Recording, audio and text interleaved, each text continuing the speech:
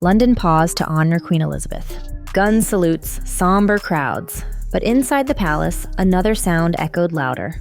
William's patience snapped. The future king drew a line final and sharp.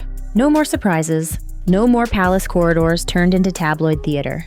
The trigger was Harry's quiet meeting with Charles. 30 minutes.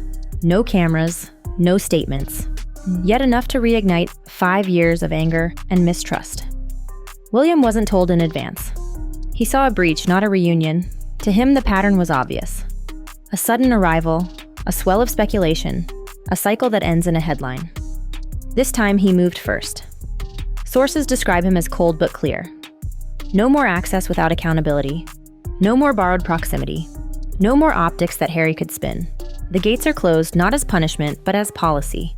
William is acting like a head of state. Shield his father, protect the crown. Set boundaries too hard to break.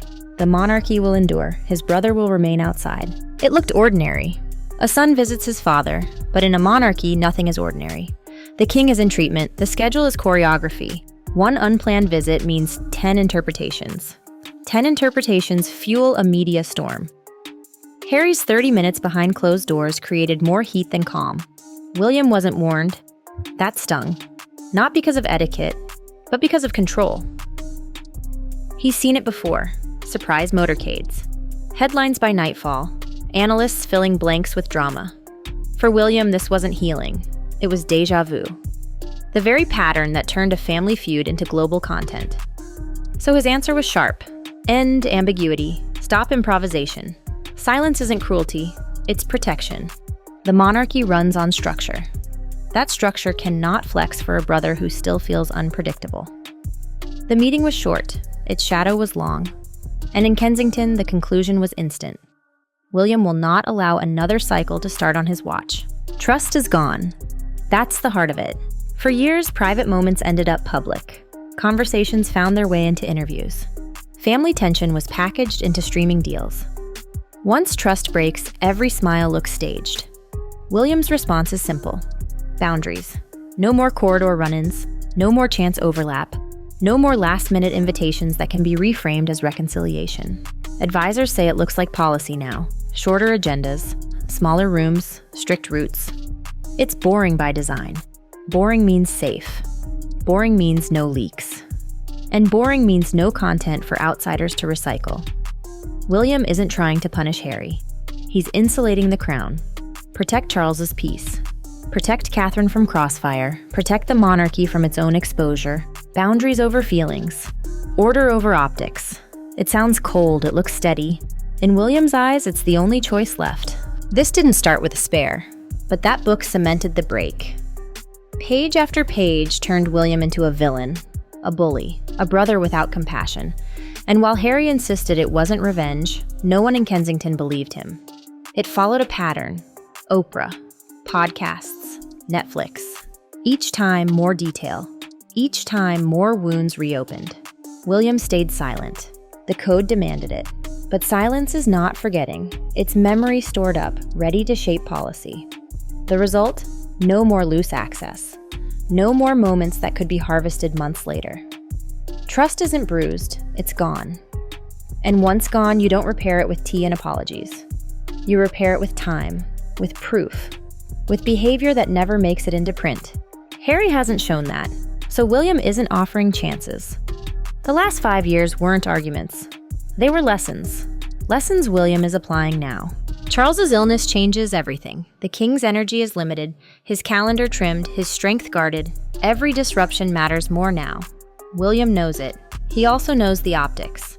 A son visiting during illness looks tender. A brother blocking that visit looks harsh. But duty isn't about looking good. It's about protecting the monarch's health. That's the line William has taken. Stop the stress before it starts. No more surprise pop-ins. No more moments that trigger endless commentary. Control the flow. Simplify the inputs. Advisors say the new rule is prevention, not management. Prevent the noise. Prevent the speculation. Prevent the weight from falling on a father who should be focused on recovery, not repair. Critics will say it's cruel. William accepts that. Better cruel headlines than an overwhelmed king. He's not chasing approval. He's protecting stability. That's what heirs are trained to do. Amid the cold lines and hard rules, Catherine offers contrast. Her posture is steady, calm, almost maternal. She remembers Harry at his best, the brother who once laughed with William, the uncle who once doted on George. She can still sympathize with him, even as she rejects his choices. Sources say she quietly counsels caution. Leave a door cracked, don't weld it shut. Think of the cousins who may grow up strangers. But Catherine isn't naive. She knows the cost of exposure. She has lived it. Her name, her demeanor, even her texts, dissected in interviews she never gave. That scar fuels William's protectiveness. He won't let it happen again. Catherine respects that. She doesn't fight him. Instead, she balances the tone, gentle in private, graceful in public. Her presence reminds everyone this isn't just strategy, it's family. And families fracture in ways that charts and schedules can't measure. Block sounds harsh. In practice, it's logistics. No invites, no overlaps, no shared spaces. Security runs tight routes, staff stagger arrivals, comms pre-writes weeks in advance to kill improvisation. The legal framework stays intact. The personal access vanishes. What the world sees is calm. Predictable appearances, smooth events. Photos so boring they vanish from front pages. That's the point. Chaos starves without oxygen. Drama dies when there's nothing new to feed it. William doesn't need speeches or press releases. He needs structure. And the freeze out is structure. It's not vindictive. It's preventative. The goal isn't to humiliate a brother. It's to end the cycle that turned family life into public consumption. And the only way to end it is silence, enforced not by words, but by logistics. Harry's plea is powerful. A son wants peace with his father. Who can argue against that? The king is ill. Time feels urgent. The optics lean toward compassion. But William isn't swayed by optics. He wants proof. Proof of change. Proof that private won't become public. Proof that reconciliation won't turn into another storyline. Until then, the rule is blunt. No access without accountability. No exceptions. No sentiment that overrides duty. To outsiders, that looks heartless. To Kensington, it looks like leadership. A future monarch protecting the brand, the institution, and his father's fragile peace. If reconciliation comes, it won't be staged for cameras. It will happen off-screen, slowly, and with discipline. Until then, William holds the line. He won't supply the next chapter in a story he didn't write. This is William's first draft at ruling. Fewer faces, fewer risks, fewer leaks. A monarchy slimmed down, hardened, and steady. It will disappoint those waiting for a balcony photo of reunited brothers. It will reassure those who value survival over sentiment. Expect less chatter, fewer statements, more calm engineered by design. The crown doesn't bend to narrative. It endures by refusing it.